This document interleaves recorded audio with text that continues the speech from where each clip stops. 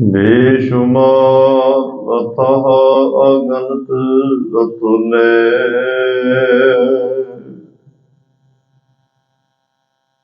ज्यों बुलावो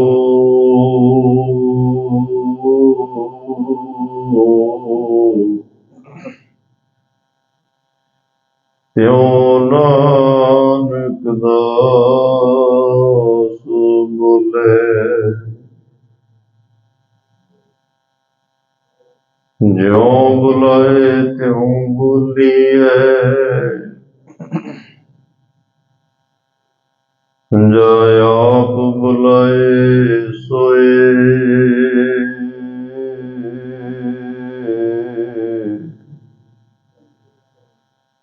गुरमुख बाणी ब्रह्म वैद,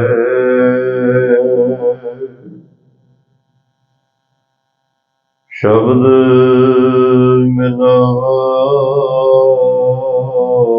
होए। अगम अगोचर सच साहिब मेरा,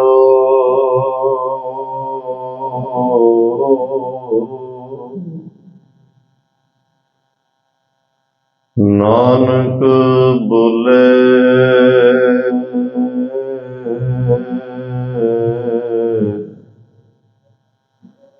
बुलाया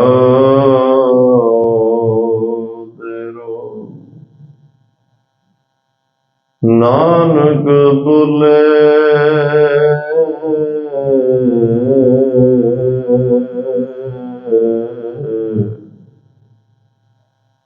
बुलाया तेरो।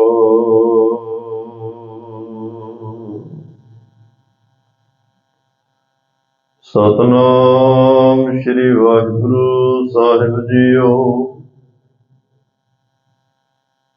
अनाथे परमाथे अजूनी अमोनी,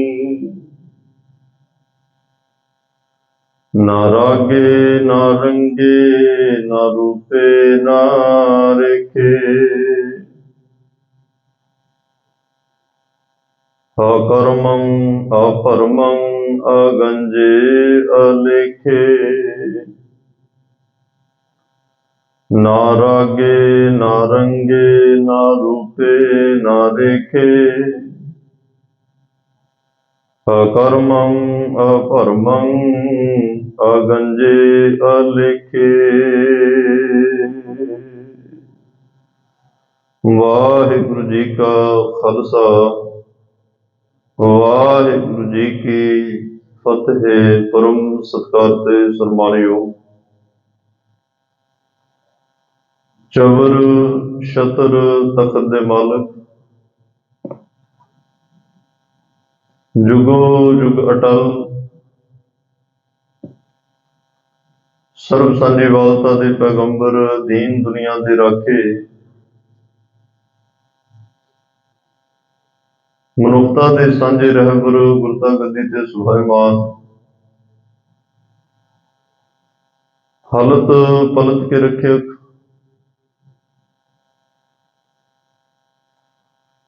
वालिए कुल आलम, साहिबे कमाल, सरवरे कायनात, धन धन धन साहिब श्री गुरु ग्रंथ साहिब जी महाराज।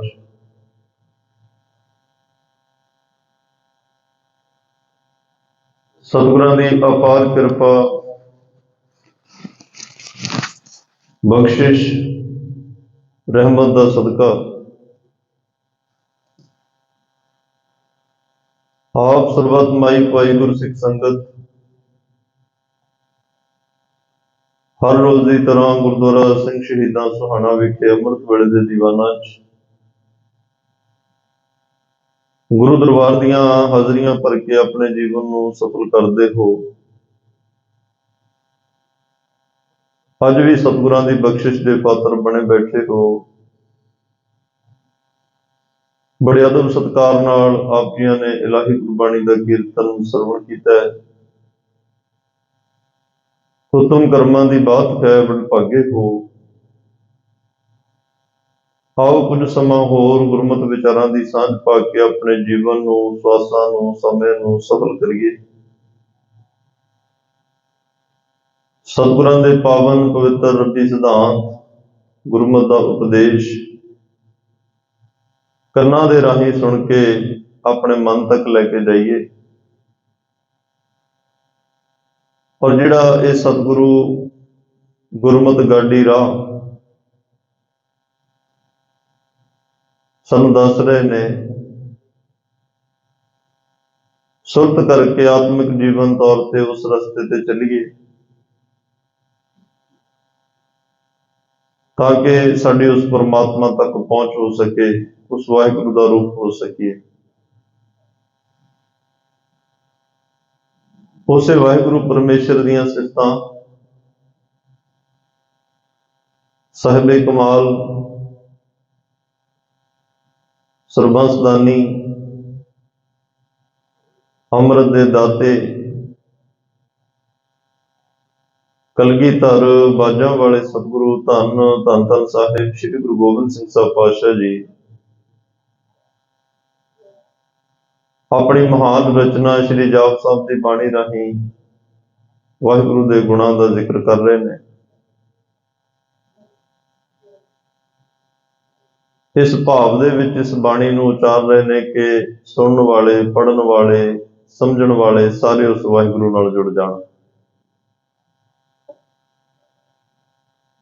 ਉਸ ਪਰਮਾਤਮਾ ਦਾ ਇੱਕ ਗੁਣਾਤਮਕ ਸਰੂਪ ਇਸ ਪਾਵਨ ਬਾਣੀ ਦੇ ਰਾਹੀਂ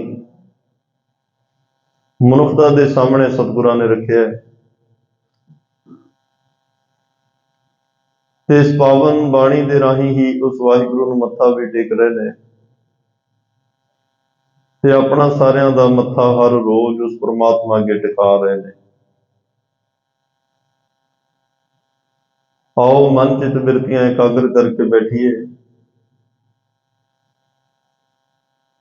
ਪੋਹ ਦਾ ਮਹੀਨਾ ਚੱਲਦਾ ਹੈ, ਸ਼ਹੀਦੀ ਹਫ਼ਤਾ ਚੱਲਦਾ ਹੈ, ਸਫਰੇ ਸ਼ਹਾਦਤ ਦੇ ਸਮਾਗਮ ਚੱਲ ਰਹੇ ਨੇ। ਅਸੀਂ ਨਾਲ ਨਾਲ ਧੰਨ ਧੰਨ ਸਾਹਿਬ ਸ੍ਰੀ ਗੁਰੂ ਗੋਬਿੰਦ ਸਿੰਘ ਸਾਹਿਬ ਪਾਤਸ਼ਾਹ ਜੀ ਦੇ ਜੀਵਨ ਤੇ ਵੀ ਪੰਛੀ ਝਾਤ ਪਾਉਣੀ ਹੈ। ਅੱਜ 12 ਪੋਹ ਦਾ ਦਿਨ ਹੋ ਚੁੱਕਿਆ ਹੈ। 12 ਪੋਹ ਨੂੰ ਇਤਿਹਾਸ ਵਿੱਚ ਕਿਹੜੀਆਂ ਘਟਨਾਵਾਂ ਦਾ ਜ਼ਿਕਰ ਮਿਲਦਾ ਹੈ, ਆਪਾਂ ਉਹ ਵੀ ਸਾਂਝੀਆਂ ਕਰਨ ਦਾ ਯਤਨ ਕਰਨਾ ਹੈ। ਉਸ ਤੋਂ ਪਹਿਲਾਂ ਜਾਪ ਸਾਹਿਬ ਦੀ ਪਾਵਨ ਬਾਣੀ ਨਾਲ ਜੁੜੀਏ। ਸਮੇਂ 'ਚ ਰਹਿ ਕੇ ਬਹੁਤੇ ਵਿਸਥਾਰ 'ਚ ਨਹੀਂ ਜਾ ਸਕਾਂਗੇ, ਕੋਈ ਲੰਮੇਰਾ ਪ੍ਰਕਰਨ ਵੀ ਨਹੀਂ ਆਪਾਂ ਸਾਂਝਾ ਕਰ ਸਕਾਂਗੇ, ਕਿਉਂਕਿ ਸ਼ਬਦ ਜਿਹੜੇ ਆਏ ਨੇ ਇਹਨਾਂ ਵਿੱਚੋਂ ਕਈ ਸ਼ਬਦ ਪਹਿਲਾਂ ਵੀ ਜਾਪ ਸਾਹਿਬ ਦੀ ਬਾਣੀ 'ਚ ਆਏ। ਹੁਣ ਤਾਂ ਸਤਿਗੁਰੂ ਬਹੁਤ ਜ਼ਿਆਦਾ ਉਸ ਪਰਮਾਤਮਾ ਵਿੱਚ ਭਿੱਜ ਕੇ ਇਸ ਬਾਣੀ ਦੀ ਸਮਾਪਤੀ ਵੱਲ ਜਾ ਰਹੇ ਆ। ਕਈ ਵਾਰ ਇੱਕ ਸ਼ਬਦ ਵਾਰ-ਵਾਰ ਰਸਨਾ ਤੇ ਆ ਰਿਹਾ ਹੈ। ਪਰਮਾਤਮਾ ਨਾਲ ਇੰਨੀ ਅੰਦਰੋਂ ਲਿਵ ਜੁੜ ਚੁੱਕੀ ਹੈ ਕਿ ਪਤਾ ਨਹੀਂ ਚੱਲ ਰਿਹਾ ਕਿ ਸ਼ਬਦ ਵਾਰ-ਵਾਰ ਆ ਰਹੇ ਆ ਜਾਂ ਪੁਰਾਣੇ ਹੀ ਨੇ, ਨਵਾਂ ਕੀ ਆ ਰਿਹਾ ਹੈ। ਤੇ ਉਹੋ ਜਿਹਾ ਭਾਵ ਸਾਡੇ ਅੰਦਰ ਪੈਦਾ ਹੋ ਜਾਏ, ਇਹੀ ਸਾਡੇ ਜੀਵਨ ਦੀ ਮੰਜ਼ਿਲ ਹੋਏਗੀ। ਜੇ ਉਸ ਭਾਵ ਦੇ ਵਿੱਚ ਅਸੀਂ ਇਸ ਬਾਣੀ ਨਾਲ ਜੁੜ ਜਾਈਏ, ਜਿਸ ਭਾਵ ਦੇ ਵਿੱਚ ਇਹ ਬਾਣੀ ਉਚਾਰੀ ਗਈ। ਸਤਿਗੁਰਾਂ ਨੇ ਅੱਜ ਵਾਹਿਗੁਰੂ ਦੀ ਸਿਫਤ ਵਿੱਚ ਪਰਮਾਤਮਾ ਦਾ ਵਿਸ਼ੇਸ਼ਣ ਜਿਹੜਾ ਦੱਸਿਆ ਹੈ, ਮਹਾਰਾਜ ਕਹਿੰਦੇ ਪਰਮਾਤਮਾ ਅਨਾਥੀ। 194 ਨੰਬਰ ਬੰਦ ਦੇ ਵਿੱਚ, ਇੱਕ ਅਛਰੀ ਛੰਦ ਦੇ ਵਿੱਚ, ਇੱਕ ਇੱਕ ਅੱਖਰ ਵਿੱਚ ਜਿਹੜਾ ਬਹੁਤ ਵੱਡਾ ਗਿਆਨ ਛੁਪਿਆ। ਕੱਲ ਵੀ ਮੈਂ ਬੇਨਤੀ ਕੀਤੀ, ਜਿਵੇਂ ਇੱਕ ਬੀਜ ਦੇ ਵਿੱਚ ਬੜਾ ਵੱਡਾ ਦਰਖਤ ਹੁੰਦਾ ਹੈ, ਇਸੇ ਤਰ੍ਹਾਂ ਇੱਕ ਇੱਕ ਅੱਖਰ, ਇੱਕ ਅਛਰੀ ਛੰਦ ਵਿੱਚ ਬੜਾ ਵੱਡਾ ਗਿਆਨ ਹੈ। ਇੱਕ ਇੱਕ ਸ਼ਬਦ ਤੇ ਇੱਕ ਇੱਕ ਘੰਟਾ ਬੜੇ ਆਰਾਮ ਨਾਲ ਕਥਾ ਹੋ ਸਕਦੀ ਹੈ ਗੁਰਬਾਣੀ ਦੀ ਰੋਸ਼ਨੀ ਵਿੱਚ। ਇਤਿਹਾਸਕ ਗਾਥਾਵਾਂ ਨੂੰ ਨਾਲ ਜੇ ਲੈ ਕੇ ਚੱਲੀਏ, ਅਨਾਥੇ ਦਾ ਅਰਥ ਹੁੰਦਾ ਹੈ ਨਾਥ, ਮਾਲਕ, ਖਸਮ, ਸਾਹਿਬ। ਇਹ ਸਾਰੇ ਨਾਥ ਦੇ ਹੀ ਅਰਥ ਨੇ। ਪਰ ਅੱਗੇ ਆੜਾ ਜਦੋਂ ਲੱਗ ਜਾਏ ਅਰਥ ਬਿਲਕੁਲ ਉਲਟ ਹੋ ਜਾਂਦੇ ਆ, ਵਿਪਰੀਤ ਹੋ ਜਾਂਦੇ ਆ। ਗੁਰੂ ਗੋਬਿੰਦ ਸਿੰਘ ਪਾਤਸ਼ਾਹ ਕਹਿੰਦੇ ਪ੍ਰਮਾਤਮਾ ਦਾ ਸਰੂਪ ਜਿਹੜਾ ਹੈ, ਪ੍ਰਮਾਤਮਾ ਦੀ ਹਸਤੀ ਜਿਹੜੀ ਹੈ, ਪ੍ਰਮਾਤਮਾ ਦੀ ਹੋਂਦ ਜਿਹੜੀ ਹੈ, ਉਹ ਆਪਣਾ ਮਾਲਕ ਆਪ ਹੀ ਹੈ, ਉਹਦਾ ਕੋਈ ਨਾਥ ਨਹੀਂ। ਉਹਦੇ ਤੋਂ ਵੱਡਾ ਕੋਈ ਮਾਲਕ, ਉਹਦੇ ਤੋਂ ਵੱਡਾ ਕੋਈ ਉਹਦਾ ਨਾਥ ਨਹੀਂ, ਜਿਹਦੇ ਹੁਕਮ ਵਿੱਚ ਰੱਬ ਚੱਲਦਾ ਹੋਵੇ। ਬਲਕਿ ਆਪ ਨਾਥ ਨਾਥੀ ਸਭ ਜਾਕੀ। ਸਤਿਗੁਰੂ ਕਹਿੰਦੇ ਉਹ ਆਪ ਨਾਥਾਂ ਦਾ ਨਾਥ ਹੈ, ਆਪ ਮਾਲਕਾਂ ਦਾ ਮਾਲਕ ਹੈ, ਆਪ ਸਾਹਿਬਾਂ ਦਾ ਸਾਹਿਬ ਹੈ। ਉਹਦੇ ਤੋਂ ਵੱਡਾ ਕੋਈ ਨਾਥ, ਕੋਈ ਹੁਕਮ ਕਰਨ ਵਾਲਾ ਨਹੀਂ। ਉਹ ਆਪ ਮਾਲਕ, ਆਪ ਨਾਥ ਹੈ, ਆਪ ਹੁਕਮ ਕਰਨ ਵਾਲਾ ਹੈ, ਬਲਕਿ ਉਹਨੇ ਆਪਣੇ ਹੁਕਮ ਦੀ ਨੱਥ ਸਾਰੇ ਸੰਸਾਰ ਦੇ ਨੱਕ 'ਚ ਪਾਈ ਹੋਈ ਹੈ। ਅੱਗੇ ਵੀ ਕਈ ਵਾਰ ਬੇਨਤੀ ਕੀਤੀ ਹੈ ਵੀ ਹੁਕਮ ਮਤਲਬ ਇੱਕ ਮਰਿਆਦਾ, ਇੱਕ ਨਿਯਮ, ਇੱਕ ਕਾਨੂੰਨ। ਉਸ ਕਾਨੂੰਨ, ਉਸ ਮਰਿਆਦਾ ਦੀ ਨੱਥ ਵਿੱਚ ਸਾਰੇ ਸੰਸਾਰ ਨੂੰ ਨੱਥਿਆ ਹੋਇਆ ਹੈ। ਜਿਹੜਾ ਵੀ ਉਸ ਕਾਨੂੰਨ ਮਰਿਆਦਾ ਤੋਂ ਇੱਧਰ ਉੱਧਰ ਜਾਏਗਾ, ਸਜ਼ਾ ਵੀ ਮਿਲੇਗੀ, ਖਤਰਾ ਵੀ ਖਾਏਗਾ। ਚੰਦਰਮਾ ਹੋਵੇ, ਸੂਰਜ ਹੋਵੇ, ਤਾਰੇ ਸਿਆਰੇ ਹੋਣ, ਅਸਮਾਨ, 7 ਸਮੁੰਦਰਾਂ ਦਾ ਜ਼ਿਕਰ ਅਸੀਂ ਕਰਦੇ, ਪੜ੍ਹਦੇ, ਸੁਣਦੇ ਹਾਂ, ਅਕਸਰ ਵੇਖਦੇ ਹਾਂ। ਕੋਈ ਵਿਦੇਸ਼ ਜਾਂਦਾ ਤੇ ਅਕਸਰ ਸਾਡੀ ਕੋਈ ਪੰਜਾਬੀ ਬੋਲੀ ਆ ਵੀ ਫਲਾਨਾ 7 ਸਮੁੰਦਰਾਂ ਤੋਂ ਪਾਰ ਗਿਆ। ਤੇ ਕਈਆਂ ਦਾ ਇਹ ਵੀ ਮੰਨਣਾ ਕਿ ਧਰਤੀ ਇੱਕ ਹਿੱਸਾ, 3 ਹਿੱਸੇ ਪਾਣੀ ਹੈ। ਪਰ ਉਸ ਸਮੁੰਦਰ ਦੇ ਪਾਣੀ ਦੀ ਹਿੰਮਤ ਨਹੀਂ, ਆਪਣੀ ਮਰਜ਼ੀ ਨਹੀਂ ਕਿ ਉਹ ਬਾਹਰ, ਕਿਨਾਰਿਆਂ ਤੋਂ ਬਾਹਰ ਆ ਕੇ ਸਾਰਾ ਕੁਝ ਰੋੜ ਕੇ ਲੈ ਜਾਏ, ਕਿਉਂਕਿ ਇੱਕ ਹੁਕਮ ਦੀ ਮਰਿਆਦਾ ਵਿੱਚ ਚੱਲ ਰਿਹਾ। ਇੰਨੇ ਵੱਡੇ ਪਾਣੀ ਨੂੰ ਪਰਮਾਤਮਾ ਨੇ ਇੱਕ ਹੁਕਮ ਦੇ ਸੂਤਰ ਧਾਰ ਵਿੱਚ ਪਰੋ ਕੇ ਰੱਖਿਆ ਹੋਇਆ। ਇਹ ਹੁਕਮ ਦਾ ਸੂਤ ਤਾਂ ਇਉਂ ਆ ਜਿਵੇਂ ਕੋਈ ਰਾਜਗੀਰ ਮਿਸਤਰੀ ਕੰਧ ਚਿਣਨ ਲੱਗਿਆ, ਇੱਕ ਸੂਤ ਬੰਨ੍ਹਦਾ ਹੈ ਤੇ ਇੱਕ ਵੀ ਇੱਟ ਸੂਤ ਤੋਂ ਬਾਹਰ ਨਹੀਂ ਆਉਣ ਦਿੰਦਾ, ਤੇ ਉਹ ਮਹਿਲ ਸੋਹਣਾ ਲੱਗਦਾ, ਉਹ ਕੰਧ ਸੋਹਣੀ ਲੱਗਦੀ ਆ, ਉਹਦੇ ਉੱਤੇ ਹੋਰ ਵੀ ਬੜਾ ਕੁਝ ਬਣ ਸਕਦਾ। ਜੇ ਸੂਤ ਵੀ ਬੰਨ ਲਏ, ਇੱਟਾਂ ਵੀ ਮਰਜ਼ੀ ਨਾਲ ਲਾਵੇ, ਫਿਰ ਇਹੋ ਜਿਹੀਆਂ ਕੰਧਾਂ ਤੇ, ਇਹੋ ਜਿਹੇ ਘਰਾਂ ਮਹਿਲਾਂ ਦਾ ਕੋਈ ਵਿਸ਼ਵਾਸ ਨਹੀਂ ਕੀਤਾ ਜਾ ਸਕਦਾ।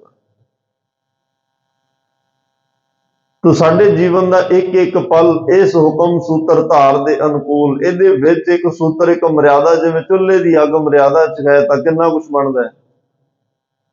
ਜਦੋਂ ਉਹ ਮਰਿਆਦਾ ਤੋਂ ਬਾਹਰ ਹੋ ਜਾਏ, ਜਿਹੜੀ ਚੁੱਲ੍ਹੇ ਦੀ ਅੱਗ ਤੇ ਇੰਨੇ ਸੋਹਣੇ ਪਦਾਰਥ ਬਣਦੇ ਆ, ਸਾਰੇ ਪਰਿਵਾਰ ਦਾ ਪ੍ਰਸ਼ਾਦਾ ਬਣਦਾ, ਤੇ ਫਿਰ ਉਹੀ ਅੱਗ ਸਾੜ ਵੀ ਦਿੰਦੀ ਹੈ।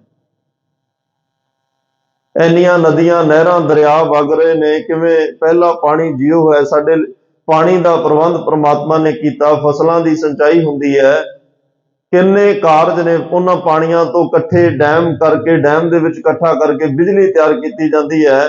ਤੇ ਜੇ ਉਹ ਪਾਣੀ ਆਪਣੀ ਮਰਜ਼ੀ ਨਾਲ ਮਰਿਆਦਾ ਤੋਂ ਬਾਹਰ ਹੋ ਕੇ ਚੱਲੇ ਤੇ ਹੜ੍ਹ ਬਣਨਗੇ।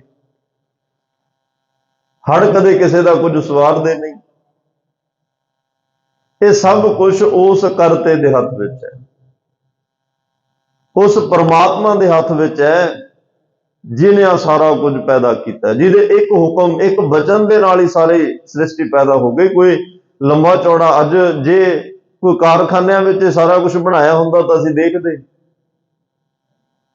ਇੱਕ ਹੁਕਮ ਦੇ ਨਾਲ, ਏਕਾ ਕਵਾਓ, ਏਕੋ ਕਵਾਓ, ਏਕੋ ਕਵਾਓ ਦੇ ਨਾਲ ਤਿਸਤੇ ਹੋਏ ਲੱਖ ਦਰਿਆਓ। ਜੀਵਨ ਜ਼ਿੰਦਗੀਆਂ ਦੇ ਲੱਖਾਂ ਦਰਿਆਵਾਂ ਦੇ ਵਹਿਣ ਵਹਿ ਗਏ ਉਹਦੇ ਇੱਕ ਹੁਕਮ, ਇੱਕ ਵਚਨ ਦੇ ਨਾਲ। ਇਸਲਾਮ ਵੀ ਮੰਨਦਾ ਵੀ ਰੱਬ ਨੇ ਕੁਨ ਸ਼ਬਦ ਕੀ ਕਿਹਾ, ਕੁਨ, ਕੁਨ ਤੋਂ ਆ ਸਾਰਾ ਸੰਸਾਰ ਪੈਦਾ ਹੋ ਗਿਆ। ਇੱਕ ਫੁਰਨੇ ਦੇ ਨਾਲ, ਇੱਕ ਖਿਆਲ ਦੇ ਨਾਲ, ਖਿਆਲ ਆਇਆ, ਬ੍ਰਹਿਮੰਡ ਸਿਰਜਿਆ ਗਿਆ। ਤੇ ਇਹ ਵੀ ਗੱਲ ਯਾਦ ਰੱਖਣੀ ਜਿਹਨੂੰ ਇੱਕ ਖਿੰਨ ਲੱਗਿਆ ਆ ਸਾਰੇ ਬ੍ਰਹਿਮੰਡ ਨੂੰ ਸਿਰਜਣ ਲਈ, ਔਰ ਜੋ ਕੁਝ ਪਾਇਆ ਸੋ ਇੱਕ ਵਾਰ। ਇਹ ਵੀ ਗੱਲ ਹੈ, ਇੱਕੋ ਵਾਰੀ ਹੀ ਸਾਰਾ ਕੁਝ ਪੈਦਾ ਕੀਤਾ। ਆਪਾਂ ਜਿੰਨੇ ਬੈਠੇ ਆ, ਆਪਣਾ ਜਨਮ ਤਾਂ ਇੱਕੋ ਵਾਰੀ ਹੋਇਆ। ਇਹ ਵਾਰ-ਵਾਰ ਤਾਂ ਜਾਮੇ ਬਦਲ ਰਹੇ ਆ, ਕੱਪੜੇ ਬਦਲ ਰਹੇ ਆ।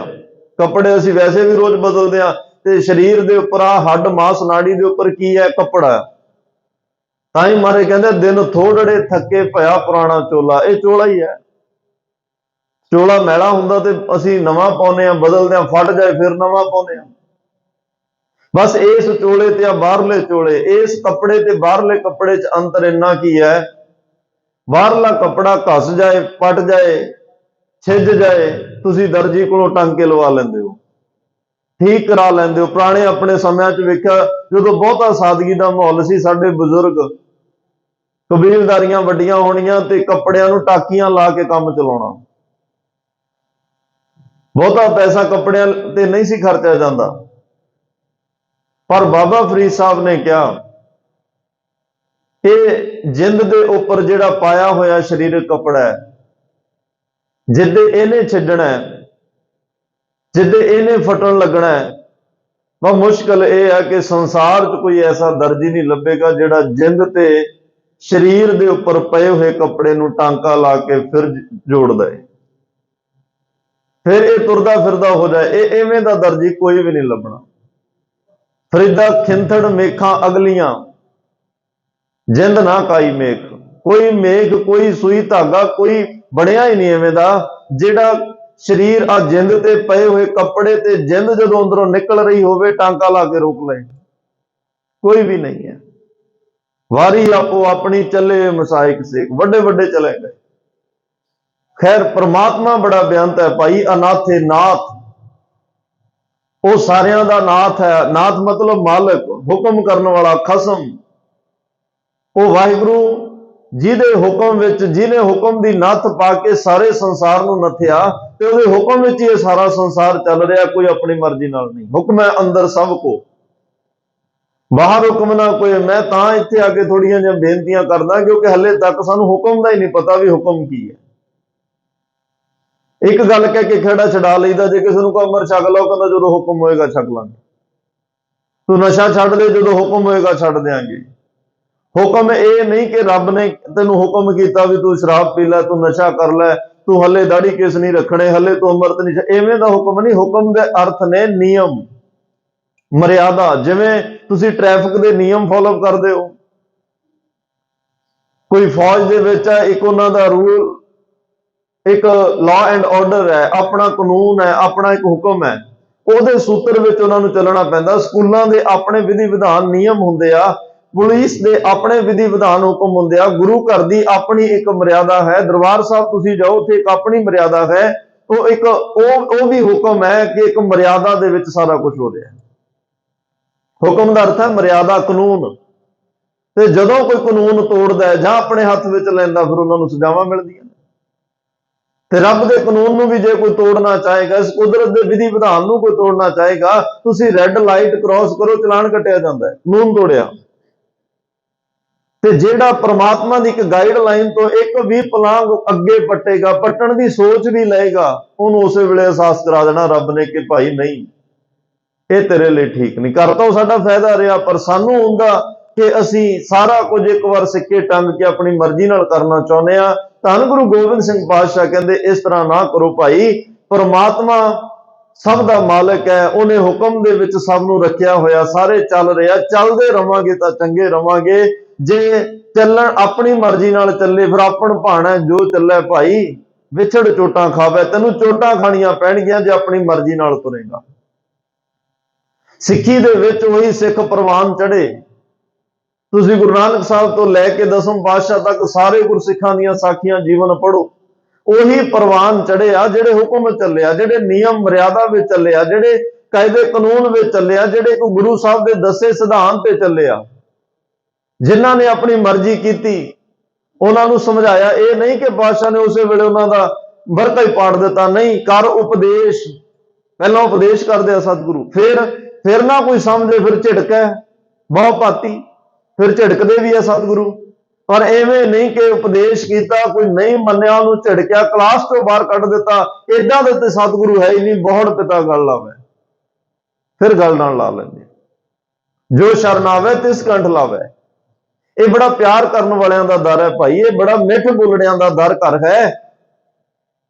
ते सानू किते वो प्रेम दी बोली आवे, किते निमरता विच सानू आके गुरु अगे अरदास करनी आ जाए, वास्ता पाउणा आ जाए, तरला मिहनत करनी आ जाए, कर मिन्नत कर जोदनी मोए प्रभ मिलने का चाहो। इदां दी मिहनत इदां दी जोदनी करिए कि सतगुरु असी रब नू मिलना चाहुंदे हां, मिला दिओ। प्रभ कीजे कृपा निधान। हम हर गुण गावेंगे, असी तो हर वेले उहदे गुण गाउणा चाहुंदे हां। ते तुसी कृपा करो, बख्शिश करो, रहमत करो, सानू उस वाहिगुरू नाल मिला दिओ, क्योंकि साडे मन की इच्छा सी उस परमात्मा नू मिलना। कदे इदां दीयां बेनतियां इदां दीयां अरदासां करिए, सतगुरु जरूर कृपा करनगे। अनाथे परमात्मा भाई सब दा मालिक है। ओहदे उस उपर कोई मालिक नहीं, उस तो वड्डा कोई मालिक नहीं। सब तो वड्डा उही है, ऊंचे उपर ऊंचा नाओ। हाँ, ओहदा नाम ओहदे तो वड्डा है। वो नाम नामी नाम होकर वरत रहा है। साध संगत सचखंड है। सचखंड विच परमात्मा अधुर की बाणी की है। ये वाहिगुरु दे बोल ने, वाहिगुरु का नाम है, ये परमात्मा का नाम है। एक बाणी, एक गुर, एक वो नाम हुक्म है। नाम हुक्म है, हुक्म नाम है। ये वाहिगुरु ने ऐसा सानू गुरु साहब ने सिद्धांत दिता। हुण असीं संगत विच बैठ के उस परमात्मा हुक्मी नूं याद कर रहे हैं। वो हुक्मी अपना हुक्म अपनी बाणी करके वरताउंदा है, अपने लॉ एंड ऑर्डर नूं बाणी करके वरताउंदा है। बस आ साध संगत वो कैपीटल है, वो राजधानी है, जिथे बैठ के परमात्मा का हुक्म समझाया जाता है। जिवें देशां दे राजे राज चलाउण वास्ते राजधानियां बनाउंदे, उहदे विच संविधान बनदा, ਉਹਦੇ विधान बनता है, कानून बनता, नियम बनते आ, फिर वो लागू होंगे, सारा देश सारा सूबा उन्होंने मानता है। तो यह सत संगत परमात्मा के घर की राजधानी है। इत्थे बैठ के वो विधान, वो संविधान समझाया जाता है, जिहदे विच चल के असीं गुरु और परमात्मा की खुशी के पात्र बन सकते हैं। इत्थे असीं वो विधान ते संविधान समझण लई आउंदे हां, जिहदे नाल उहदी खुशी के पात्र बनना। खैर, अनाथ है, परमात्मा तो वड्डा कोई नाथ नहीं। वो मालिक है सारियां दा। उन्हें हुक्म दी नथ, एक मर्यादा दी नथ, सारे ब्रह्मांड कीड़ी तो लैके हाथी तक, पूरे जीव जंत जनौर जिन्ना भी ब्रह्मांड सिरजिया, सब उहदे हुक्म दी सूत्रधार विच परोया होया है। परमाथे, परमाथे का अर्थ हुंदा है जिहड़ा वाहिगुरू परमात्मा है भाई, नाश करने वाला भी उहदे अर्थ कीते आ। और कईयां ने पर मंथन, पप्पा रारा पर प्लस माथे मंथन, वो सारियां दा चिंतन मंथन करने वाला है। सारे उहदे चेते विच ने, सारियां दे लेखे नूं विचारदा है, सारियां दे पाप पुण्य विचारदा, सारियां दा चंगा माड़ा विचारदा। ये साडे हत्थ विच नहीं, ये उहदे हत्थ विच है। इसे करके कई बार सानू लगदा भी इस बंदे ने इन्ना पाप अपराध किया, बड़े सोहने कपड़े पाया, बड़ी वड्डी गड्डी है, बड़ा वड्डा घर है, बड़े नौकर चाकर, बड़ी वधिया रोटी खांदा, रब इहनूं कुछ कहंदा ही नहीं। उहने पिछे कोई चंगे कर्म कीते होणगे, जिहदी करके उहनूं इन्ना कुछ मिलिया। पर आ जिहड़ा जीवन सी, इत्थे महाराज ने जे मनुखा जीवन दिता, सानू अकल दिती, सानू मत दिती, सानू बुद्ध दिती, सानू मन दिता, सानू शब्द गुरु दिता। इत्थे असीं इन्ना कुछ सोचना सी कि आ जन्म जिहड़ा मिलिया, गोबिंद मिलन की तरी बरिया, इन्ने लंबे जन्मां तो चलिया आउंदियां दा आ सफर मुकाउण दा समय। नाम जप के, चंगे कर्म करके, सेवा करके, मनुखता दी लई परोपकारी सोच बना के, मनुखता दे भले दी सोच बना के, भले दे काम करके ये सफर मुक सकता है, ये आवागुण का गेड़ा मुक सकता है। ते जे बंदा कवे आ जग मिठा अगला किने डिठा, खावो खर्चो ते ऐश करो, अगे कौन आ पुछण वाला, जिहड़ा कुछ होएगा वेखी जाएगा। उन्हां नूं फिर जिहड़ियां सजावां मिलदियां, वैसे बड़ियां नूं रब इत्थे भी एहसास करा दिंदा है। पुण्य जिन्ने मर्जी होण, जे हुण पाप वध जाणगे पुण्य घट जाणगे, ते पाप जिन्ने मर्जी होण, जे पुण्य कर्म वध जाणगे पाप घट जाणगे। गुरु ग्रंथ साहिब तो पाप वाला बरका ही पाड़ दिंदे। ਇੱਥੇ ਤਾਂ ਪਾਪ ਅਪਰਾਧ ਲੇਖੇ ਵਾਲਾ ਵਰਕਾ ਹੀ ਪਾੜ ਜਾਂਦਾ ਹੈ, ਜਿਹੜਾ ਗੁਰੂ ਦਾ ਬਣ ਜਾਏ। ਧਰਮ ਰਾਏ ਦਰ ਕਾਗਦ ਫਾਰੇ, ਜਨ ਨਾਨਕ ਲੇਖਾ ਸਮਝਾ। ਜਿਹਦੀ ਬਾਹ ਗੁਰੂ ਨਾਨਕ ਸਾਹਿਬ ਨੇ ਫੜ ਲਈ, ਧਰਮਰਾਜ ਦੀ ਕੀ ਹਿੰਮਤ ਕਿ ਉਹਦੇ ਲੇਖੇ ਜੋਖੇ ਕਰਨ ਲੱਗ ਪਵੇ। ਜਿਹਦਾ ਵਕੀਲ ਗੁਰੂ ਨਾਨਕ ਸਾਹਿਬ ਹੋਵੇ, ਉਹਦਾ ਸਾਰਾ ਲੇਖਾ ਪਾੜ ਕੇ, ਜਿਵੇਂ ਨਹੀਂ ਉਹ ਡਸਟਬਿਨ ਦੇ ਵਿੱਚ ਸਾਰਾ ਕੁਝ ਸਿੱਟਿਆ ਜਾਂਦਾ, ਉਹਨੂੰ ਕੋਈ ਪੁੱਛਦਾ ਹੀ ਨਹੀਂ। ਜਿਹਨੇ ਗੁਰੂ ਨਾਨਕ ਸਾਹਿਬ ਨੂੰ ਆਪਣੀ ਬਾਹ ਫੜਾ ਦਿੱਤੀ, ਜਿਹੜਾ ਉਹਦੇ ਹੁਕਮ ਵਿੱਚ ਚੱਲ ਪਿਆ, ਤੇ ਨਹੀਂ ਉਹ ਸਾਰਿਆਂ ਦਾ ਚਿੰਤਨ ਮੰਥਨ ਕਰ ਰਿਹਾ, ਉਹਨੂੰ ਪਰਾਏ ਸਾਰੇ ਜੀਵਾਂ ਦੀ ਸੋਝੀ ਆ, ਇਕੱਲੀ ਸਾਡੀ ਤੁਹਾਡੀ ਨਹੀਂ। ਜੋ ਕੁਛ ਉਹਨੇ ਪੈਦਾ ਕੀਤਾ ਸਾਨੂੰ ਤਾਂ ਪਤਾ ਹੀ ਨਹੀਂ, 84 ਲੱਖ ਜੂਨ ਕਿੱਥੇ ਕਿੱਥੇ ਆ।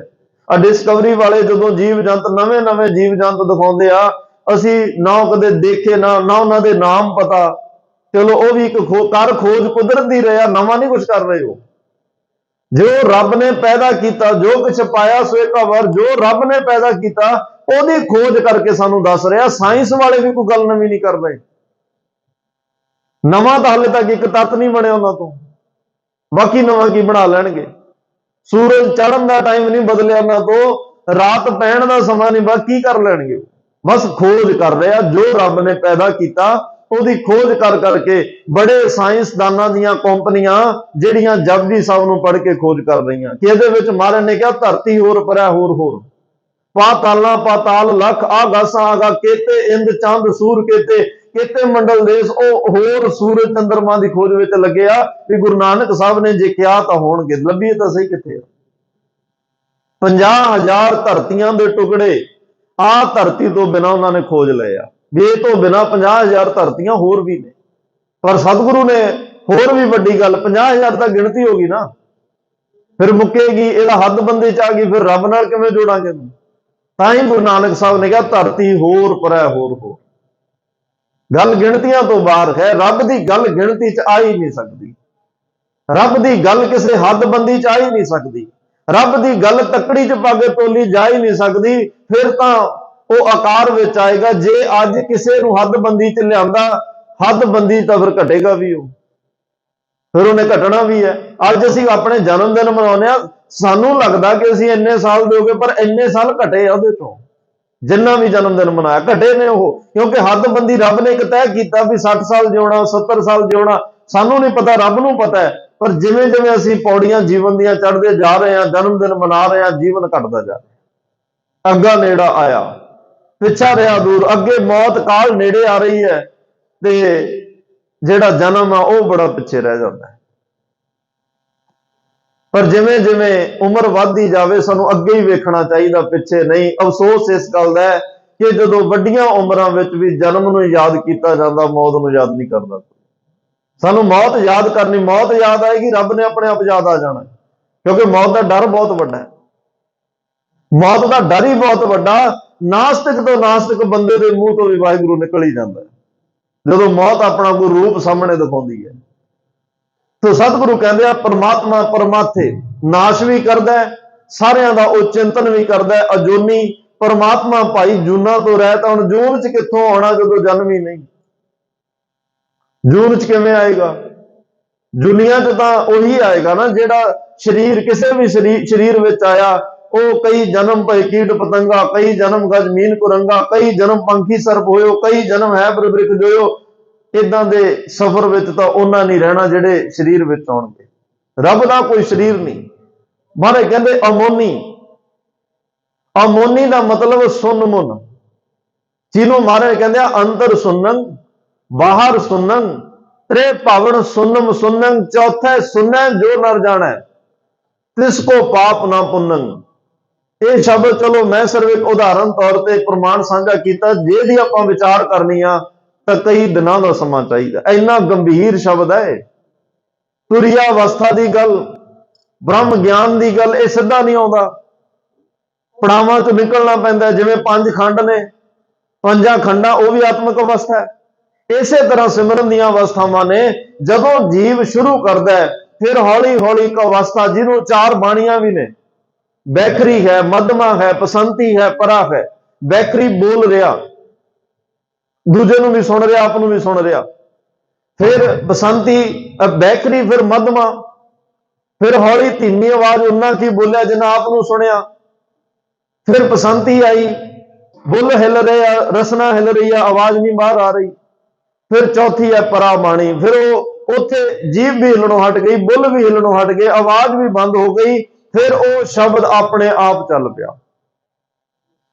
वो जप जप के सुरत के हवाले कर दिता। हुण जिवें गड्डी अपने आप चली जाती आ, उस तरह फिर अंदरों शब्द भी अपने आप चलता है। जे उस अवस्था पे गुरु नूं नाल लैके सिख तुरदा रहे, जिग्यासू तुरदा रहे, फिर वो अवस्था आ जाती है गुरमुख रोम रोम हर ध्यावे। रागी हीरा सिंह होया, कदे उन्हां दा जीवन पढ़िओ। भाई साहब भाई वीर सिंह का गुरमुख जीवन पढ़िओ। भाई साहब भाई रणधीर सिंह दी अखंड कीर्तनी जथे, उन्हां दा जीवन पढ़िओ। बाबा अतर सिंह महाराज का जीवन पढ़िओ। संत बाबा ज्वाला सिंह हरखोवाल वाले का जीवन पढ़िओ। संत बाबा करम सिंह, संत बाबा आया सिंह होती मरदा, इन्हां दे जीवन पढ़न लई मैं तां बेनती करदा कि साडा मन नाम जपण नूं करन लग पए, सिमरन करन नूं लग पए। वो सिमरन किवें चल रहा, किवें अगे वध रहा, वो सारा फिर तिन्हां देख मन चाओ उठन दा। उन्हां गुरमुख उन्हां आवे साहिब चित, तेरिया भगतां डिठिया, तेरे प्यारियां नूं वेख के तां रब याद आउंदा है। और संत ब्रह्म ज्ञानी की निशानी यह है, साध कै संग नहीं किछ काल, दर्शन भेटत होत निहाल। जिहदे दर्शन करके ओ संत ब्रह्म ज्ञानी आ, जिहदे दर्शन करके धक्के नाल मूंह तो वाहिगुरू निकल जाए, जिहदे दर्शन करके गुरु याद आ जाए, ते गुरु ओ समर्थ जिहदे दर्शन करके रब याद आ जाए। तो महाराज कहते भाई अमोनी रब अमोनी है, तो सुन मुन तो भी रहत है। जिवें ये अवस्था में जेडे जिग्यासू ने बोलण तो शुरू करके सुन अवस्था में चले जाना, ब्रह्म ज्ञान की अवस्था है, जिथे फुरनिया में भी सब कुछ हो ही जाता है, बोलना नहीं पैंदा। मन च कोई फुरना आया कि आ काम इदा हो जाए, जां आ चाहिए, जां इत्थे कोई सेवा चाह, एक फुरना कुछ बोल नहीं रहे, ते बाहर परमात्मा फुरना पूरा करने लई खड़ा, किसी ना किसी रूप में खड़ा है। इनू अज की भाषा में कोई करामात भी कह सकता, कोई जादू भी कह सकता, ते आम सी कहने बड़े पहुंचे हुए आ, पिंडां दी भाषा है। वो ब्रह्म ज्ञान की अवस्था है। जदों फुरनिया में सारा कुछ चल रहा, तो महाराज कहते हैं परमात्मा भाई ये सुन मुन रहत तो भी वखरा है। वो कदे ये नहीं है भी अज बोल रहा सी कल सुन हो गया, वह जुग जुग एको वेस है। ओदा तां जिहड़ी अवस्था है, ओदा जिहड़ा स्वरूप है, जुगां जुगंतरां तो जोत स्वरूप होके, हाँ जिहड़े बोल के जप रहा उन्हां चों बोल रहा है, जिहड़े मधमा बाणी च जप रहा उन्हां च मधमा च जप रहा, जिहड़े पसंती च आके जप रहा उन्हां च उवें जप रहा, जिहड़े सोनी हो गए, जिहड़े तुरिया अवस्था में चले गए, फुरनिया च काम चलदा, उन्हां चों फुरनिया दे विच होके सारा कुछ करदे आ, वरत रहा सारियां विच ही। इवें दा परमात्मा है। तो महाराज कहते ना रागे, राग का अर्थ हुंदा मोह, परमात्मा तेनों कोई मोह नहीं व्यापदा, ना रंगे, क्योंकि जिहड़े ये रूप रंग जो कुछ भी है संसार दे विच, जिहड़ा जीव संसार च आएगा जन्म लैके मोह का शिकार भी होएगा, ये हो ही नहीं सकता। काम क्रोध लोभ मोह अहंकार, ये तरतीब देखो महाराज ने दी। काम उम्र बड़ी छोटी है, क्रोध यदी उम्र वड्डी है, लोभ लोभ की तो उम्र का अंत ही नहीं ना कोई, पता नहीं जो एक बार अंदर लोभ की बीमारी पै जाए कदों तक नाल चले। लोभ इहो जिहा, मोह मोह का भी कोई हद बंदा नहीं है, यदी कोई हद बंदी नहीं है। पहला अपना मोह, अपने घर परिवार का मोह, अपने बच्चों का मोह, फिर गां पोते पोतियां का, पड़पोते पड़पोतियां का, दोते दोतियां, ये मोह का कुछ घटदा मुकदा थोड़ी है। मोह ते प्रेम च इन्ना ही फर्क है, मोह अपने लिए सोचता है, प्रेम दूजे लिए सोचता है। प्रेम दूजे ताही मारे क्या, जिन प्रेम कियो तिन ही प्रभ पायो। प्रेम सारियां नूं प्रेम कर, जिवें अपनियां नूं करदा दूजियां नूं भी उवें कर, क्योंकि रब तां सारियां च आ, फिर तेनों परमात्मा ने मिलना। पर परमात्मा इन्ना ना रागे ना रंगे, इन्हां चीज़ों तो भी वो परमात्मा जिहड़ा है भाई, ओदा निर्लेप है, कोई रंग रूप नहीं, रूप ना रेख ना रंग, स्त्रे गुण ते प्रभ भिन्न ते ना रूपे। पातशाह का कोई रूप भी नहीं है, परमात्मा का कोई रूप नहीं है, रूप होवे किवें जो आकार ही कोई नहीं। आ सर्व परमात्मा दे एक गुणात्मक स्वरूप का जिक्र हो रहा है, इत्थे गुणां दा जिक्र हो रहा है। परमात्मा दे जो जिवें वो काम करदा है, उहदे कम्मां दा, उहदे करनी नामे का जिक्र हो रहा है, यही उहदा रूप है। ना रेखे, ओदा रेख भी कोई नहीं है, चिन्ह भी कोई नहीं है, कोई निशानी नहीं है वखरी भी जो कोई कहे आ निशानी रब दी है। इदां दी निशानी परमात्मा दी है, ते धर्मां दियां निशानियां ने, धार्मिक चिन्हां दियां निशानियां ने, ते धार्मिक चिन्हां दियां निशानियां वेख के लोग अंदाजे ला लेंदे आ भी ये फलाने धर्म वालियां दा स्थान है, ये फलाने धर्म वालियां दा इंसान है, क्योंकि निशानी दस रही है बाहर दी। रब दा कोई चिन्ह नहीं, किसी भी चिन्ह धार्मिक चिन्ह वाला रब नूं पा सकदा है, क्योंकि उसका कोई विशेष चिन्ह नहीं है। ਉਹਨੂੰ ਅੰਮ੍ਰਿਤਧਾਰੀ ਸਿੱਖ ਪੰਜ कारी वर्दी पा के भी पा सकता है, ਉਹਨੂੰ मुसलमान वीर ਜਿਹੜੇ ਉਹਨਾਂ ਦੀ ਇੱਕ ਆਪਣੀ ਐਡਰੈਸ ਹੈ ਉਹ ਵੀ ਰੱਬ ਨੂੰ ਪਾ ਸਕਦੇ ਆ। ਇਸਲਾਮ ਧਰਮ ਦੀਆਂ ਬੀਬੀਆਂ ਬੁਰਕਾ ਪਹਿਨ ਕੇ ਇੱਕ ਧਾਰਮਿਕ ਚਿੰਨ ਉਹਨੂੰ ਤਾਂ ਵੀ ਰੱਬ ਨੂੰ ਪਾ ਸਕਦੀਆਂ। ਇੱਕ ਸਨਾਤਨੀ ਵੀਰ ਧੋਤੀ ਟੋਪੀ ਬੋਦੀ ਜਨੇਊ ਧਾਰਨ ਕਰਕੇ ਰੱਬ ਨੂੰ ਪਾ ਸਕਦਾ ਹੈ। ਕੋਈ ਚੁੱਪ ਰਹਿ ਕੇ ਪਾ ਸਕਦਾ ਹੈ, ਕੋਈ ਗਾ ਗਾ ਕੇ ਵੀ ਪਾ ਸਕਦਾ है। सूफियां का अपना मत है, वह भी रब नूं पा सकते हैं। पाया जिन्हों ने पाया उन्होंने जिक्र ने। बाबा फरीद साहब कौन ने? सूफी तो है। ते महाराज कहते हैं ओदा कोई चिन्ह नहीं। हाँ तू जेड़ा तेनों धर्म चंगा जां जिहदे विच रब ने तेनों पैदा किया, जो धर्म दियां बाहर संसार च मोहरां लगियां, तू सारे चिन्हां विच रह, जेड़े भी चिन्ह तेनों चंगे लगदे आ धारण कर, पर हुक्म रब दे विच चली, परमात्मा दे हुक्म चली। वो तेनों कोई भी धार्मिक चिन्ह पाया होवे मिल जाएगा जो तू मिलना चाहता। इदां दी कोई बंदिश नहीं होएगी भी पहला तू इदां दे कपड़े पा, इदां दे धार्मिक चिन्ह होण मैं तां तैनूं मिलना। ओदा इस तरह सारियां गल्लां तो परमात्मा जिहड़ा है वो निर्लेप है, अकर्मक। परमात्मा जिहड़ा है भाई कर्मां तो रहत है। सारा संसार कर्मां दे कर्मी आपो अपनी के नेड़े के दूर, कर्मी कर्मी हुए विचार सच्चा, आप सच्चा दरबार दद्दा, दोष ना दिओ किसे दोष कर्मा अपने। कर्मा की खेड़ है सारी। परमात्मा अकर्मक, कर्मा तो रहत है। कर्मा करके कोई उन्होंने सजा नहीं दे सकता, कर्मा करके उसका जामा नहीं बदलना, कर्मा करके वो वड्डा छोटा नहीं होना। वो अकर्मक सारियां विच बैठ के कर्म ही कर लिया। ते अगले बचन ने अपरमक। तो महाराज साहब कहते हैं किसी तरह का रब नूं भरम भुलेखा नहीं। संसार भरम भुलेखियां विच ही जिउंदा है। माधवे क्या कहिए भरम कैसा, जैसा मानिए होए ना तैसा। भरम की हुंदा जिहो जिहा असीं मन्नीए उहो जिहा होवे ना। कोई बंद कमरे नूं मत्था टेकी जावे भी अंदर गुरु ग्रंथ साहब होणगे, अंदर गुरु मत्था टेक के मुड़ी जांदा ते अंदर खाली होवे। ते कई साल लंघ गए हुण किन्ना उहनूं अफसोस होएगा भी इन्ना लंबा समा मैं एडी आस्था दे नाल मत्था टेकिया ते अंदर कुछ भी नहीं।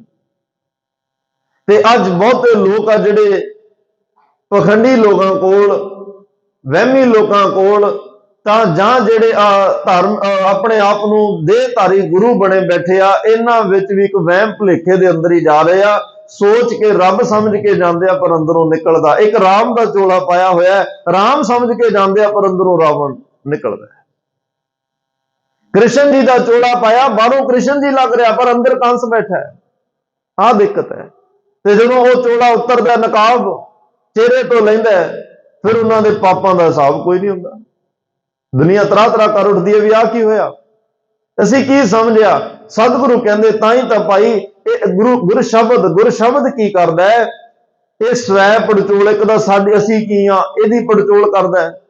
दूसरा जिस गुरु कोल चलिया गुरु की है वह सानू दसदा है, गुरु का हुक्म की है वह सानू दसदा है। गुरु नूं मिलना किवें आ, वो एक एक शब्द साडे जीवन दे हर मोड़, हर पल, हर कदम ते एक एक अखर साडे जीवन का मार्गदर्शन करता जा रहा। एडा बख्शिशां दा भरिया होया यह दर है भाई। रब भरम भुलेखियां तो रहत अगंजे। परमात्मा जिहड़ा है वह अजित है, उन्होंने कोई जित नहीं सकता।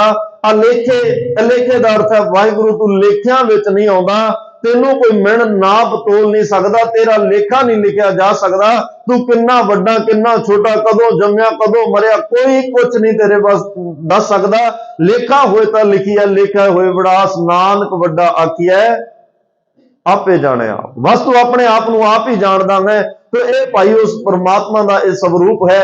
आओ धन गुरु गोबिंद सिंह साहब सच्चे पातशाह ने जिहड़ियां बख्शिशां ਇਸ ਪਾਵਨ ਬਾਣੀ ਦੇ ਰਾਹੀਂ ਕੀਤੀਆਂ, ਸਾਡੇ ਜੀਵਨ ਆਤਮਿਕ ਜੀਵਨ ਦੇ ਭਲੇ ਵਾਸਤੇ ਕੀਤੀਆਂ। ਇਹ ਜਾਪ ਸਾਹਿਬ ਦੀ ਬਾਣੀ ਉਹ ਹੈ ਜਿਨ੍ਹਾਂ ਨੇ ਭਾਵਨਾ ਨਾਲ ਪੜਿਆ, ਉਹਨਾਂ ਨੂੰ ਗੁਰੂ ਗੋਬਿੰਦ ਸਿੰਘ ਮਹਾਰਾਜ ਦੇ ਦਰਸ਼ਨ ਵੀ ਹੋਏ। ਤੇ ਗੁਰੂ ਗੋਬਿੰਦ ਸਿੰਘ ਸਾਹਿਬ ਜਦੋਂ ਸਾਹਮਣੇ ਆ ਕੇ ਖੜੇ, ਜਿਨ੍ਹਾਂ ਨੇ ਚਰਨ ਫੜ ਕੇ ਕਿਹਾ, ਜਿਸ ਰੱਬ ਦੀਆਂ ਤੁਸੀਂ ਸਿਫਤਾਂ ਕੀਤੀਆਂ ਹੁਣ ਉਹਦੇ ਨਾਲ ਵੀ ਮਿਲਾ ਦਿਓ, ਉਹਨੂੰ ਵੀ ਮਿਲਾ ਦਿੱਤਾ। ਇਹ ਜਾਪ ਸਾਹਿਬ ਦੀ ਬਾਣੀ ਐਸੀ ਬਾਣੀ ਹੈ, ਕਦੇ ਭਾਵਨਾ ਨਾਲ ਪੜ੍ਹੀਏ, ਆਪਣੇ ਰੋਮ ਰੋਮ ਵਿੱਚ ਇਸ ਪਾਵਨ ਬਾਣੀ ਨੂੰ ਵਸਾਈਏ, 10 ਪਾਤਸ਼ਾਹੀਆਂ ਦੇ ਦਰਸ਼ਨ ਹੋ ਜਾਣਗੇ। 10ਵੇਂ ਪਾਤਸ਼ਾਹ ਇਹ ਨਹੀਂ ਕਿ ਇਕੱਲੇ ਜਾਪ ਸਾਹਿਬ ਨਾਲ ਹੋਇਆ, ਜਪਜੀ ਸਾਹਿਬ ਪੜ੍ਹੇ ਤੋਂ ਵੀ ਹੋਣਗੇ, ਚੌਪਈ ਸਾਹਿਬ ਪੜ੍ਹੇ ਤੋਂ ਹੋਣਗੇ, ਸਵਈਏ ਪੜ੍ਹਨ ਤੇ ਹੋਣਗੇ। ਆਨੰਦ ਇੱਕ ਅੱਖਰ ਤੁਸੀਂ ਮੂਲ ਮੰਤਰ ਤੁਸੀਂ ਵਾਹਿਗੁਰੂ ਨੂੰ ਜਪ ਲਓ, ਇੱਕ ਇੱਕ ਅੱਖਰ ਤੁਹਾਨੂੰ ਪਰਮਾਤਮਾ ਤੱਕ ਪਹੁੰਚਾਉਣ ਦੀ ਤਾਕਤ ਰੱਖਦਾ ਹੈ। ਇੱਕ ਇੱਕ ਅੱਖਰ ਤੁਹਾਡੇ ਸਾਡੇ ਜਨਮਾਂ ਜਨਮਾਂ ਦੇ ਪਾਪ ਖਤਮ ਕਰਨ ਦੀ ਤਾਕਤ ਰੱਖਦਾ ਹੈ। ਸਾਡੇ ਪੈਰਾਂ ਚੋਂ ਮੋਹ ਮਾਇਆ ਮਮਤਾ ਦੀਆਂ ਬੇੜੀਆਂ ਕੱਟਣ ਦੀ ਤਾਕਤ ਰੱਖਦਾ ਹੈ। ਸਾਨੂੰ ਜਮਾਂ ਦੀ ਫਾਹੀ ਤੋਂ ਬਚਾਉਣ ਦੀ ਗੁਰੂ ਦਾ ਇੱਕ ਇੱਕ ਸ਼ਬਦ ਤਾਕਤ ਰੱਖਦਾ ਹੈ। ਬਸ ਭਾਵਨਾ ਨਾਲ ਇਹਨਾਂ ਸ਼ਬਦਾਂ ਨਾਲ ਸਾਂਝ ਪਾ ਲਈਏ। ਮੈਂ ਵੀ ਬੇਨਤੀ ਕਰਾਂ, ਕਲਯੁਗ ਦਾ ਸਮਾਂ ਹੈ, ਕਲਯੁਗ ਦਾ ਸਮਾਂ ਚੱਲ ਰਿਹਾ। ਬੜੇ ਲੋਕ ਮਾੜਾ ਜਿਹਾ ਕੋਈ ਵਰਤਾਰਾ ਵਰਦਾ ਜੀ, ਕਲਯੁਗ ਹੈ, ਬਸ ਕਲਯੁਗ ਦੀ ਅੱਗ ਹੈ। ਕਲਯੁਗ ਇੰਨਾ ਮਾੜਾ ਨਹੀਂ ਕਲਯੁਗ ਜਿੰਨਾ ਅਸੀਂ ਇਹਨੂੰ ਸਮਝਦੇ ਹਾਂ। ਮਹਾਰਾਜ ਤਾਂ ਕਹਿੰਦੇ ਸਾਰੇ ਯੁੱਗਾਂ ਤੋਂ ਉੱਤਮ ਹੈ। ਇਹ ਕਰ ਕਰੇ ਸੋ ਇਹ ਕਰ ਪਾਏ, ਇੱਥੇ ਜਿਹੜਾ ਕਰਦਾ ਉਸੇ ਨੂੰ ਭੁਗਤਣਾ ਪੈਣਾ। ਪੁਰਾਣੇ ਸਮਿਆਂ ਸਤਯੁਗ ਵਿੱਚ, ਦੁਆਪਰ ਵਿੱਚ, ਤ੍ਰੇਤੇ ਵਿੱਚ ਹੁੰਦਾ ਸੀ, ਪਾਪ ਇੱਕ ਕਰਦਾ ਸਾਰਾ ਕੁਣ ਬਾਈ ਫਾਹੇ ਟੰਗਿਆ ਜਾਂਦਾ ਸੀ, ਸਜ਼ਾ ਸਾਰੇ ਨਗਰ ਨੂੰ, ਸਾਰੇ ਕਬੀਲੇ ਨੂੰ ਮਿਲਣੀ। ਕਲਯੁਗ ਵਿੱਚ ਜਿਹੜਾ ਕਰਦਾ ਉਸੇ ਨੂੰ ਮਿਲਦੀ ਹੈ। ਤਾਂ ਮਹਾਰਾਜ ਕਹਿੰਦੇ ਭਾਈ ਇਹ ਕਲਯੁਗ ਦੇ ਸਮੇਂ ਵਿੱਚ ਤਾਂ ਗੁਰੂ ਅਰਜਨ ਦੇਵ ਮਹਾਰਾਜ ਨੇ ਕਿਹਾ, ਗਿਆਨ ਧਿਆਨ ਕਿਛ ਕਰਮ ਨਾ ਜਾਣਾ, ਸਾਰ ਨਾ ਜਾਣਾ ਤੇਰੀ ਸਭ ਤੇ ਵੱਡਾ, ਸਤਿਗੁਰ ਨਾਨਕ ਜਿਨ ਕਲ ਰਾਖੀ ਮੇਰੀ। ਕਲਯੁਗ ਵਿੱਚ ਜਿਹਨੇ ਸਾਡੀ ਪੱਤ ਰੱਖ ਲਈ।